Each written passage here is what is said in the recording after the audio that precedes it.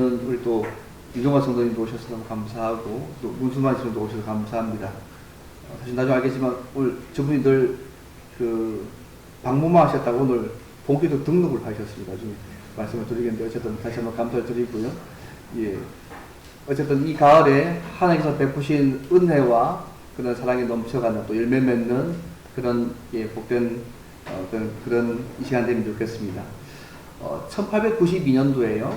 낯선 한국강에 도착한 선교사 부부가 있었습니다.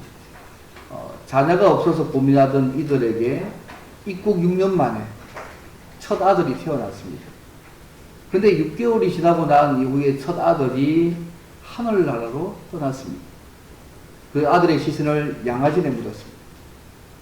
3년 뒤에 아픔이 거의 아물어질 때쯤에 둘째 아이가 생겼는데요. 태어난 지 하루 만에 하나님이 아이를 데려가셨습니다.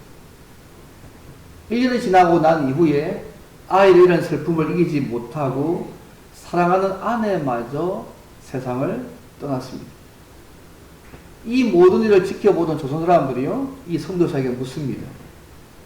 당신이 전하는 예수가 도대체 누구이기에 이렇게 당신을 힘들게 하는지 물었습니다. 그들의 물음에 이 선교사가 이렇게 대답합니다.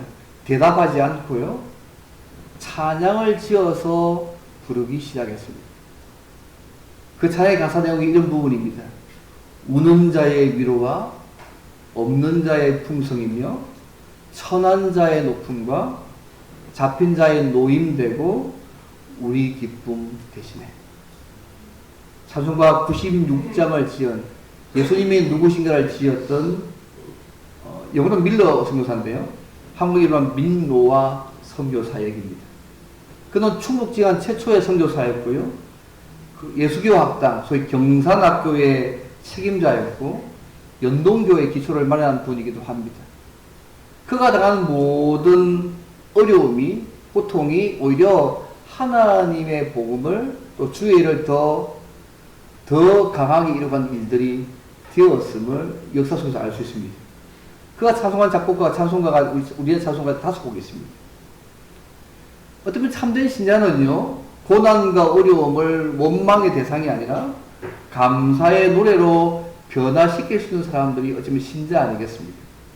근데 그 하나님이요, 이 어려움과 고난을, 연약한 상황들을 어쩌면 연약하게 우리를 만드셔서 당신의 일을 이루기 위한 통로로 사용하시는 분이 또 우리 하나님이기도 하십니다.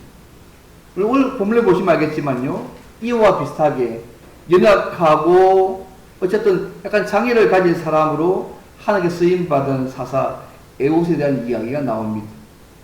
오늘 말씀을 통해서 하나님께서 어떤 사람을 쓰시는지, 그리고 당신의 백성을 다루시는 하나님이 우리 하나님이 어떤 분이신지를 함께 크게 한 2가지 정도를 함께 생각해 보려고 합니다. 우리가 섬기는 하나님은 어떤 분이실까요? 첫 번째는요, 연약한 나라를 통해서 징계하시는 사랑의 하나님이십니다. 사사 온넬이요, 메소포타미아 왕 구산 니사다임의 손에서 이스라엘 백성을 구원해서 내고 그가 살아있었던 40년간 이스라엘이 태평했습니다. 근데 이 온넬이 죽고 난 이후에 또다시 이스라엘이 범죄했습니다. 여러분 12절 말씀 보시면 알겠지만 이스라엘 자손이 또 여호와의 목전에 악을 행해내라고 또라는 말이 있습니다. 분명히 하나님 앞에 악을 행해서 이 메소포타미아 왕에게 8년 동안 그 고통을 당했는데 그 역사적인 교훈을 잊고 또 다시 하나님 앞에서 악을 행했다고 우리 본문이 말씀합니다. 이런 당신의 백성의 범죄에서 하나님이 어떻게 하실까요? 12절 뒤에 보시면 여호와께서 모압 왕 에글론을 강성하게 하사 그들을 대적하게 하심이라고 말씀하고 있습니다. 모압 왕 에글론을 강성하게 하신 분이 딴 것이 아니고 하나님이심을 명확하게 얘기합니다. 사실 이 모압이라는 나라는요, 여러분 알다시피 아브라함의 조카 롯의 그 자손입니다. 이 나라는 큰 나라도 아닙니다. 이스라엘 주변에 위치한 아주 조그만 나라였습니다. 이스라엘 백성이 애굽에서 나올 때에 아모리인들의 왕 시온에게 행한 일을 듣고 심히 두려워 떨어서 이스라엘에게 압도당했던 그 민족입니다. 또 이스라엘 백성이 출애굽할 때에 하나님께서 행하신 놀라운 일 때문에 크게 두려움에 사로잡혔던 아주 작은 미미한 나라였습니다. 그런 그들이 아주 미미한 주제인 이 모압을 왜 하나님께서 강성하게 하셨을까요? 자기 백성의 죄악 때문에 그들을 치는 막대기로 하나님이 지금 사용하시고 있습니다. 연약한 나라지만 하나님의 백성을 징계하시는 도구로 그 나라를 강성하게 하셔서 막대기로 사용하시고 있다는 것입니다. 근데 재밌는 것은요, 역사를 주관하시는 하나님께서 그 역사를 섭리하실 때 오늘 말씀에 의하면 하나님의 백성을 중심으로 역사를 섭리하고 있는 것을 볼 수 있습니다. 왜요? 이 나라를 강성하게 한 이유가 그 나라가 이뻐 보여서 그 특별한 모습이 있어서가 아니라 당신의 백성을 징계하기 위해서 그들을 강성하게 하셨기 때문입니다. 그러면 한 나라의 강성의 핵심의 중심에는 당신의 백성을 징계하시는 하나님의 의도가 깔려있는 것이죠. 그래서 하나님 백성을 중심으로 역사를 섭리해 가시는 하나님의 모습을 볼 수 있습니다. 그런데 이 모압과 에글론이요, 혼자 공격하지 않습니다. 암몬과 아말렉과 동맹을 맺어가지고 연합군을 형성해서 이스라엘의 중심부인 종려나무 성읍 여리고입니다. 여리고를 점령해서 18년 동안을 지배합니다. 이 종려나무 성읍이요, 신명기 34장에 보면 여리고임을 명확히 알 수 있습니다. 여리고를 점령합니다. 여러분, 여리고가 어떤 곳입니까? 이스라엘 백성들이 가나안을 정복할 때 제일 첫 번째로 정복했던 여리고이지 않습니까? 근데 그 여리고를 빼앗겨서 상징적으로 어쩌면 가나안 정복의 역사를 원점으로 되돌려 놓은 상황처럼 되어버렸습니다. 사실 여리고는 요단과 가까웠어요. 요단 동편의 모압하고 암몬 사이로 들어가기 쉬운 통로인 전략적 요충지입니다. 그리고 난공불락의 성이었지 않습니까? 그런데 이 여리고가 무너진 것입니다. 여러분, 이때 이스라엘 백성이 어떻게 생각했을까요? 너무너무 미미한 이 모압이라는 나라가 감히 우리를 칠 수 없었던 나라라고 생각했는데 이 미미했던 이 나라를 하나님이 강성하게 만드셔가지고 그들이 연합해서 이스라엘을 징계하는 도구로 쓸지 그런 상상도 못했을 것입니다. 근데 하나님이요, 그렇게 하셨습니다. 전혀 신경 쓰지도 않았던 그 나라, 아예 생각에서 제해놓았던 그 나라를 하나님이 강성하게 만드셔서 그들을 통하여서 당신의 백성을 징계하시고 있는 부분들을 좀 주의해 볼 필요가 있습니다. 아마 황당했을 것입니다. 그런데 그들이 이 상을 받아줄 수밖에 없었습니다. 여리고까지 빼앗겼지 않습니까? 18년 동안, 긴 시간 동안 이 모압왕 에글론의 지배 아래서 고통당할 수밖에 없었습니다. 이스라엘 이들에게 조국을 바치면서요, 경제적으로 크게 수탈을 아마 당하고 있었을 것입니다. 15절 말씀 보시면 곡물을 바칠 때 있는 것을 볼 때 정기적으로 아마 조공 바치고 더 많은 수탈을 당했을 것입니다. 어쨌든요, 이스라엘은 여호와 앞에 범죄했고 그 범죄에 대한 여호와에 대한 징계는 모압이라는 작은 나라, 이스라엘이 생각하기에는 적어도 대적이 될 수 없다고 생각했던, 아예 생각에서 제외시켰던 그 나라를 들어서 징계의 막대기로 사용하시고 있다는 것입니다. 어떻게 여기 역사의 아이러니가 있지 않습니까? 사랑하는 성도 여러분, 하나님이 모압을 강성하게 해서 이스라엘 18년간이나 고통스럽게 한 이유는 당신의 백성들이 그 하나님의 백성으로 삶을 버리고 세상과 동화되어서 이방신들을 섬기고 악을 행했기 때문에 그렇게 하셨습니다. 오늘날도요, 우리를 사랑하시는 하나님께서, 예수님을 통해서 우리를 죽기까지 사랑하신 그 하나님께서 오늘도 우리를 사랑하고 있지 않습니까? 우리를 사랑하신 그 하나님께서 때로는 우리가 하나님 앞에 범죄할 때, 모압과 같이 미미한 사람이나 환경이나 어떤 무엇을 심지어 나라를 일으켜서라도 우리를 징계하고 부끄럽게 할 수 있다는 것들을 여러분 기억하시면 좋겠습니다. 도무지 나에게 영향을 미칠 수 없던 여러 가지 많은 것들을 때로는 하나님이 당신의 백성을 징계하는 사랑의 채찍으로 하나님이 사용하실 수 있다는 것이 오늘 중요한 부분입니다. 중에서 왜 징계하실까요? 하지만 또 징계하셨다 하는 이유가 뭐냐면 하나님께로 돌아와서 하나님만 섬기며 살아가는 거 아니겠습니까? 하나님만 섬기며 살면서 제사장 나라로 온 세상 사람들을 주께로 돌아오게 하는 그 사명을 하며 살아가는 것이 그 목적 아니겠습니까? 중에서 오늘 우리의 삶인 것이죠. 우리 이미 예수 안에서 하나님의 자녀가 되었지 않습니까? 영원한 천국을 바라보며 살고 있습니다.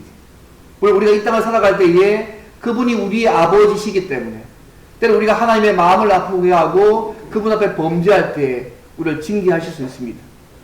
그러나 그것은요 우리를요 나쁘게 하려는 거 아니고 돌아와서 그분이 원하시는 삶들을 살게 하시는 하나님의 사랑의 채찍일 뿐입니다.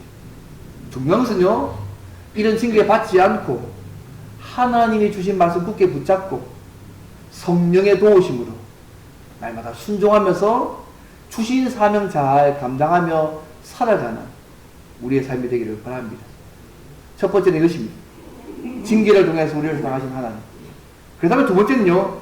연약한 나라를 강성케 하셔서 징계하신 그 하나님이 당신의 백성이 부지럴 때 어떻게 하셨을까? 이 두 번째입니다. 연약한 사람을 통해서 구원하시는 은혜의 하나님이십니다. 이스라엘이 18년 동안 고통당하니까요. 이제는 그 길 안에서 다시 하나님께 부르짖습니다. 하나님께서 그들의 부르짖음을 들으시고 한 구원자를 세우셨습니다. 그 구원자 이름이 베냐민 사람 에훗입니다. 15절 말씀에 그렇게 있지 않습니까? 근데요, 이스라엘의 거듭난 죄악에도 불구하고 그들을 다 용서하시고 구원하시는 하나님의 사랑과 은혜를 다시 볼 수 있습니다. 여러분 예레미야가 이런 말씀 기억나십니까? 여호와의 자비와 긍휼이 무궁하심으로 우리가 진멸되지 아니함이니이다. 이것이 아침마다 새로우니 주의 성실이 크도소이다. 오늘 우리가 살아있는 이유 여호와의 자비와 긍휼 때문이다. 이것이 날마다 아침마다 새로우셔서 한번 하신 이 하나님의 마음이 변하지 않도록 그 변하지 않는 신실하신 하나님이시기 때문에 오늘도 내가 살아있다는 고백 아니겠습니까? 그들이 범죄했지만 그들이 부지졌을 때 주님의 자비와 긍휼은 한계가 없이 다시 그들을 받으시고 용서하시고 한 구원자를 세우십니다. 근데 하나님이 세우신 구원자 에훗이요 어떻게 이스라엘을 구원했냐 보십시오. 군대를 모으지 않습니다. 특별한 전략을 세우지도 않습니다. 적어도 그가 대표해서 종을 바친 것을 보면 아마 당시 이스라엘의 지도자로서 어떤 위치를 가지고 있었던 것 같습니다. 이것이 어떻게 하냐면요. 1규빗, 소위 45cm 되는 양날의 선칼씩 단칼을 오른쪽 허벅지에 옷 속에 차고 에글론을 만나러 갔습니다.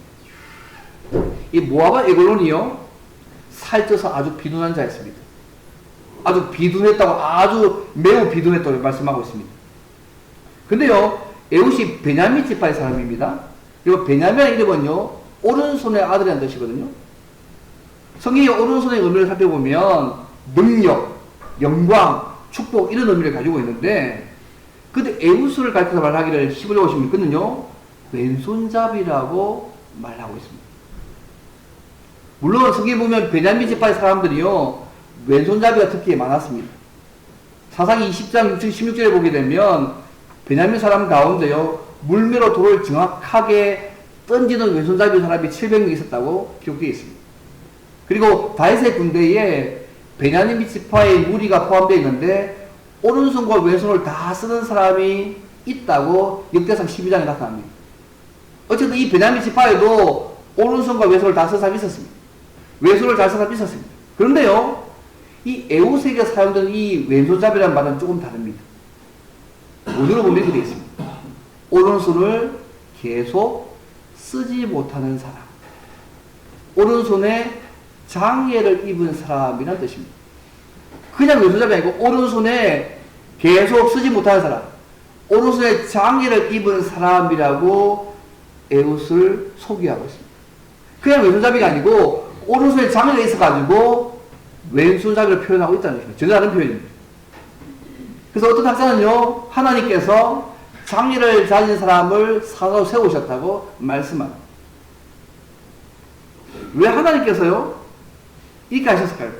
건강한 사람 중에 어쩌면 몸이 온전한 사람 가운데 믿음 있는 사람이 없었기 때문에 오른손을 잘 쓰지 못하는 장애를 가진 에웃을 하나님이 쓰셨습니다. 하나님께서는 때로는요, 연약한 자를 통해서 사용하셔서 당신의 일들을 이루어 가시는 분이십니다.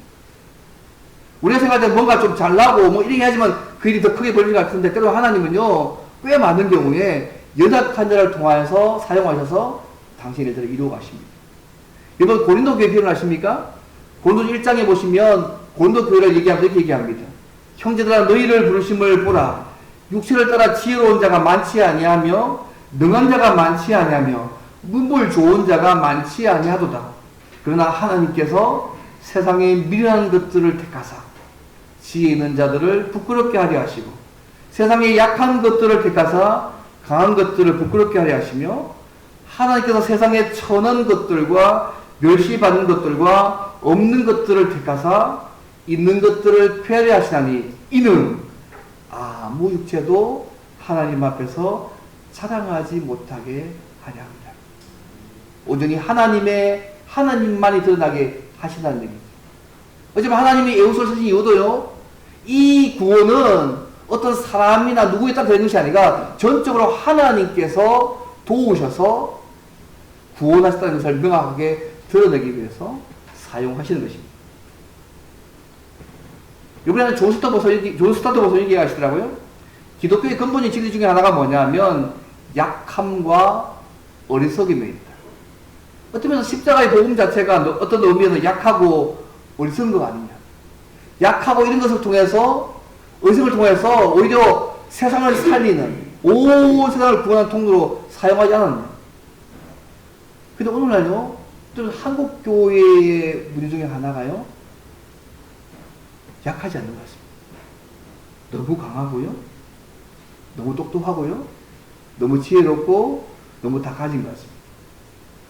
이번 초기 한국 교회는요, 너무 약하고 가난했고 힘이 없었습니다. 그래서 늘 한국교회 성도들이 겸손하게 땅에 엎드려서 하늘을 바라보며 하나님만을 의지했습니다. 오죽하면 그 선교사 중에 한 명이 블레어 선교사가요, 그 당시 한국교회를 바라보면서 한국교회는 절망 가운데서 하늘만을 바라보면서 부르짖기를, 한국 사람들처럼 불쌍하고 소망이 없는 민족이 어디 있냐고 그렇게 말할 정도로, 선교사가 그렇게 말할 정도의 기도 제목이었습니다. 근데 하나님께서요, 이렇게 약하고 힘이 없고 소망이 없는 한국교회 성도들의 부르짖음에 귀를 기울이셔서 부흥과 복음의 홍기를 펴셔서 임하고 온 거 아니겠습니까? 근데 어느새 우리 한국교회가요, 너무너무 커지고 너무너무 강해지고 너무너무 똑똑해져서 하나님을 의지하는 삶이 점점 사라지고 있는지 모르겠습니다. 때로 하나님께서는요, 힘들고 어려운 상황을 통해서도 당신의 일을 이루기도 하시지 않습니까? 이번 바울 보십시오. 평생 그를 괴롭히던 사탄의 가시가 있었습니다. 너무 괴로워서 기도했지만 하나님께서 네 은혜가 내게 족하다고 말했습니다. 그리고 하나님의 능력이 약한 데서 온전해진다고 말씀하셨습니다. 약할 때 하나님의 강함이 드러난다고 말씀하셨습니다. 너의 지금 그 상태가 하나님의 뜻을 이루에 가장 좋은 상태라고 말씀하시던 것을 여러분 고린도후서 11장에서 보고 있지 않습니까? 하나님 때는 그렇게 하셔서 연약한 상황, 연약한 사람을 통해서 당신의 일들을 이루어 나가실 때가 많은데요, 지금 하나님께서 지금 예수님은 그렇게 쓰고 계시는 것입니다. 이 왼손잡이 사사가요, 오른쪽 허벅지 위에 칼을 숨깁니다. 아마 이 사람이 장애를 가지고 있으니까 막 경비병이나 호위병 그렇게 신경 쓰지 않았을 것입니다. 모압 왕 에글론을 찾아갑니다. 은밀히 할 말이 있다고 하면서 왕의 주변 사람을 다 물립니다.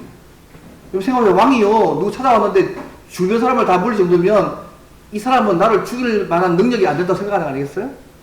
무장회제한 인물이잖아요. 주변에 다 물립니다. 아마 에봇이 아마 자기를 가지고 생각하니까 위험하게 보지 않았을 것 같습니다. 서늘한 다락방에서 독대합니다. 그것이 18절부터 20절의 말씀입니다. 다락방은 서늘한 곳에서 독대하면서요, 그에게 왼손을 뻗쳤어. 오른쪽 허벅지에 숨겨둔 칼을 꺼내서 왕의 몸을 찔렀습니다. 이 왼손잡이 꼴 돼가지고 찌른 것입니다. 얼마나 세게 찔렀는지요? 그 칼이 등 뒤에까지 나갔다고 나와 있습니다. 이 왕이 너무 비둔한 자였기 때문에 칼이 꼽히자마자 기름이 엉키어서 그 자리에서 죽었습니다. 21절, 22절 말씀입니다. 한글 성경에 없는데 원어에 이 말이 더 붙여 있습니다. 그리고 대변이 오물이 나왔다는 말씀이 그 뒤에 있습니다. 아마도 칼이요, 항문까지 아마 나갔던 것 같습니다. 하나님이 세우신 사사의 속임수에 속아서 비참하고 우스꽝스러운 죽음을 맞이하는 이 왕의 모습을 보고 있습니다.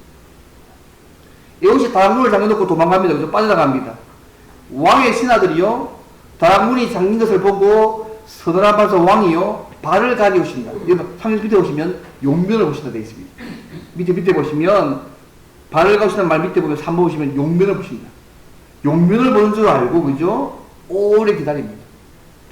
아마도 에불론의 배에서요, 이 대변이 나와서 냄새가 났었기 때문에 아마 왕이 배변하고 있을 것이 있으니까 오래 기다린 것 같습니다.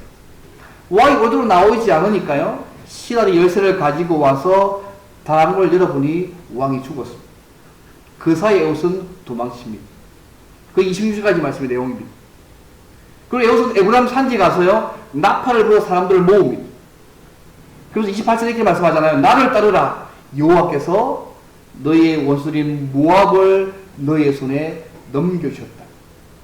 아무도 대적했던 못했던 건데 하나님께서 이 에봇을 통해서 그를 죽이시고 모압을 그들에게 붙이는 부분들을 명확하게 믿음을 가지고 선포합니다. 이 말에 이스라엘 백성이 다 모이지 않습니다. 아마 에글론의 이 죽음 소식 때문에요, 요단 서편에 있던 모압 군대가요, 요단을 건너서 도망가려고 했던 것 같습니다. 그래서 이스라엘 군대가요, 모압으로 가던 요단강의 나루를 장악합니다. 그래서 장사 용사인 모압 사람들 10,000명을 한순간에 죽여버립니다. 그게 28절 29절 말씀입니다. 그들은 장사요 용사였지만 하나님께서 넘겨주셨기 때문에 다 죽었습니다. 하나님의 은혜로 그들을 다 죽이는 대승의 승리를 거두고 나서 하나님께서 80년 동안 그들을 태평하게 만들어 가시는 게 오늘 보의 내용입니다. 범죄에서 하나님의 구원받을 자격이 없지만 부르짖는 자기 백성들을 구원하시는 하나님, 18년 동안 고통받았지만 오히려 태평할 때는 80년 더 세대대대 더 태평하게 하시는 하나님의 모습들을 오늘 보면서 보여줍니다. 저는 오늘을 보면서요, 이 구약에 보면 사사들은요, 예수 그리스도를 예표하잖아요. 왕이나 선지자, 제사장 전부 다 예수 그리스도의 직분이 다 예수를 예표하는데, 구약의 오늘을 보면서요, 에봇보다 사사가 예수 그리스도를 예표하는 모습인데요, 사실 에봇은 기대할 수 없었던 구원자 아니었어요? 설마 이 사람 통해서 뭔가 일이 벌어질까? 전혀 벌 수 없는 사람이었습니다. 근데 예수님도요, 우리 이런 분 오시지 않았습니까? 이사야서 표현에 하면 그분은 우리가 보기에 흠모할 만한 것이 없는 분이었고 멸시를 받아서 사람들에게 버림받은 분, 온 세상을 창조하신 분이 비천하고 연약한 모습으로 이 땅에 오셨습니다. 심지어 십자가에 못 박혀 달렸을 때도 자기 자신도 구원하지 못한 이라고 비아냥거렸던 것을 당했던 분이 주님이지 않습니까? 근데 주님께서 그 십자가 일을 통하여서 우리를 구원하셨습니다. 그분의 연약함을 통하여서 당신의 백성을 구원하셨던 분이 우리 주님이십니다.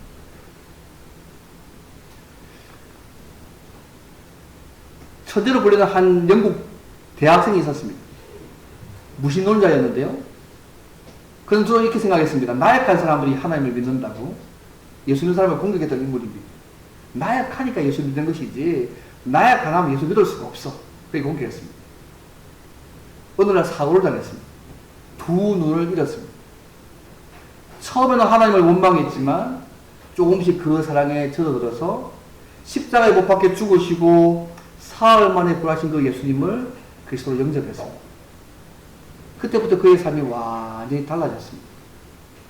시각장애인을 위한 점자를 연구해서 점자 타이프를 고안해냅니다. 이분이요 점자 성경도 만들었습니다. 여러분 이 사람의 이름이요 윌리엄 문이라 아마 정경 목사님이 잘 알고 계신 분일 겁니다. 그의 삶을 바꾼 것은요 예수님이었고 부활에 대한 믿음이었습니다. 그가 이렇게 고백합니다. 장애 없는 믿지 않는 삶보다 장애를 얻은 신앙의 삶이 훨씬 행복하다. 하나님께서 두 눈을 잃은 장애를 입은 사람을 통해서도 당신을 사용하시는 분이십니다. 제가 이렇게 한번 말씀드렸나요? 제가 미국에서 만난 사람 가운데 좀 특이한 사람이 있습니다. 하여간 특이하게 쓰임받는 사람이 있었는데 이 사람이 마이클 리라는 사람입니다. 그 당시 내셔널 지오그래픽에서 이 사람의 다큐멘터리를 찍고 있었고요. LA는 한인교회에서 이 사람이 연극을 해서 은혜 받는 인물이었습니다. 우연히 지인의 소개로 이 사람을 알게 돼서 신앙이 진행이 됐는데요. 이분이 두 살에 미국을 건너가서 한국계 미국인인데 미국에서 자라면서 히스패닉 깡패 중간 보스였습니다. 뭐 소위 일당백을 할 수 있는 사람입니다. 자기 혼자 100명을 그때야 싸우고 할 수 있는 그런 인물입니다. 아무도 못 건드린 사람이었습니다. 근데 하나님께서요 이분에게 몸에 반쪽 마비를 주셨습니다. 아무것도 못하게 하셨습니다. 그렇게 모든 걸 할 수 있는 인물에게 아무것도 못하게 만드셨습니다. 그 일을 계기로 이 사람이 예수를 믿게 됩니다. 그래서 척 스미스 목사가 하는 그 신학교 팜스프링이 있는데요. 온천이 자연 온천에 신학교가 있습니다. 그래서 온천 하다가 잠시 나와서 기도하고 공부하고 이러는 곳입니다. 저도 한번 가봤는데 꽤 좋습니다. 세계에서 제일 좋은 신학교 같은데 신학교가 자연 온천 안에 있습니다. 근데 이 신학교 이분에 와서 사역자가 됩니다. 전도사가 됐는데요. 성질을 못 부려가지고 아직 성질을 못 죽이니까 담임 목사님이 말과 행동이 다르다고 책상 부수면서 교회 나왔던 사람이었습니다. 예수를 믿었는데도 불구하고 사역자가 되었는데도 불구하고 삶이 금방 안 바뀌는 것입니다. 점점 바뀌는 과정 중에 제가 만났습니다. 근데 그분이 예수를 믿고 나서요. 하나님이 정말 다양하게 사용하셨는데 치유의 은사도 주시고 축기의 은사도 주시고 만약에 성경을 하나 읽잖아요. 읽으면 요 앞에 자기 눈에만 보이는 스크린 끄듯이 파워포인트 뜹니다. 관련 성경이 쫙 뜨는 것을 합니다. 그래서 이분의 은사를 체크하기 위해서 플로 신학교가 이것을 체크한 적도 있었습니다.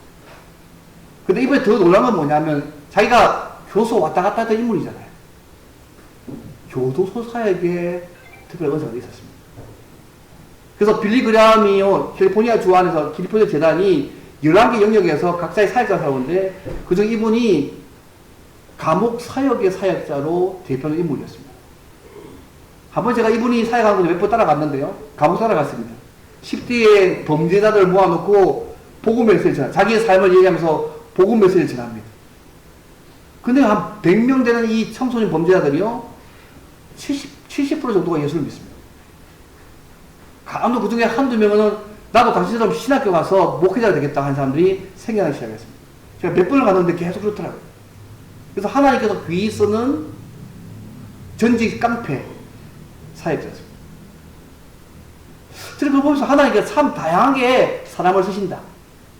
우리가 생각하는 방식이 아니라 연약하고 소외되고 어쩌면 도무지 쓸 수 없다고 생각하시는 사람을 하나님께서 쓰시는 분이 우리 하나님이신 것을 이분의 삶을 보면서 생각한 적이 있습니다. 사랑하는 여러분, 하나님의 일반적이고 당연한 방법으로만 역사하지 않는 분이십니다. 하나님은 자주 연약하고 사회적으로, 신체적으로, 도덕적으로 연약하고 소외된 사람들을 통해서 일하시고 당신의 일들을 이루시기도 하십니다. 전혀 예상하지 못하는 사람, 그 수단을 통해서 당신을 하시기도 하십니다. 그래서 우리의 구원이 인간 스스로의 능력이 아니라 오직 하나님으로부터 온다는 것을 보여주기 원하시기 때문입니다. 장애를 가진 에우스를 들어서 사용하신 하나님을 볼 때에 우리의 약함, 우리의 약점으로 하나님 앞에 쓰임받을 수 없다고 말하지 않으시면 좋겠습니다. 지금 이 모습 그대로 하나님이 원하시면 사용할 수 있습니다. 내가 좀 더 준비해서 쓰임 받겠다고 생각할 수 있겠지만 지금 이 모습 그대로 하나님이 원하시면 이 약함을 인정을 하나님 앞에 맡기고 의지하면 그런 우리의 부족함도 가지고 쓸 수 있는 분이 우리 하나님이심을 여러분 잊지 않으시면 좋겠습니다. 동시에 오늘 이 시대에도 하나님께서 당신의 백성이 범죄할 때에 모압과 같이 미미한 나라, 사람, 환경 그 모든 걸 다 일으켜서 당신의 백성들을 부끄럽게 할 때도 있습니다. 그래서 항상 하나님 앞에서 신실하게 서 있을 필요가 있고요. 넘어지지 않도록 항상 끼어 있을 필요가 있습니다. 만약 우리가 범죄함으로 하나님의 징계를 받는다고 할지라도 우리의 죄를 회개하고 하나님의 자비를 구하기만 하면 언제든지 하나님께서 은혜를 베푸시고 만나주시는 은혜를 우리의 삶 가운데 우리에게 하실 것입니다. 오늘 포인트 이겁니다. 우리가 연약해도 부족해도 하나님께 쓰임받을 수 있습니다. 우리 자신의 연약함을 인정하고 하나님과 그분의 능력을 의지하는 믿음을 가지면 성령께서 우리를 도우셔서 하나님의 쓰임받는 하나님의 은혜의 통로 우리를 사용해 가실 것입니다. 왜요? 우리가 중요한 우리를 통해서 그분이 드러나게 하시는 거니까요. 우리도 하나님 그렇게 하기를 원하십니다. 우리가 어떤 상황이 있다 할지라도 하나님이 주신 말씀 굳게 붙잡으시고 성령 하나님의 도우심으로 날마다 순종하셨어.